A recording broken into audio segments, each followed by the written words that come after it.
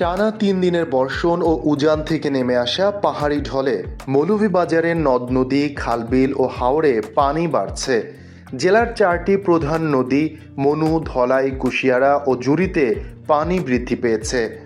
পানি উন্নয়ন বোর্ডের রোববার সন্ধ্যা 6টার বুলেটিন অনুযায়ী জুড়ি নদীর পানি বিপদসীমার 146 সেন্টিমিটার ও মনু নদীর পানি চাঁদনী ঘাট পয়েন্টে বিপদসীমার 39 সেন্টিমিটার উপর দিয়ে প্রবাহিত হচ্ছে।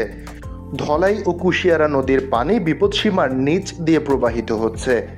পানি উন্নয়ন বোর্ডের তথ্য অনুসারে সিলেট, সুনামগঞ্জ, মৌলভীবাজার, হবিগঞ্জ, নেত্রকোনা ও ফেনী জেলার নদীপাড়ের এলাকাগুলোতে আগামী 2 দিন বন্যা দেখা দেওয়ার আশঙ্কা রয়েছে। এসব এলাকায় নিম্নাঞ্চল প্লাবিত হওয়ার সম্ভাবনা বেশি।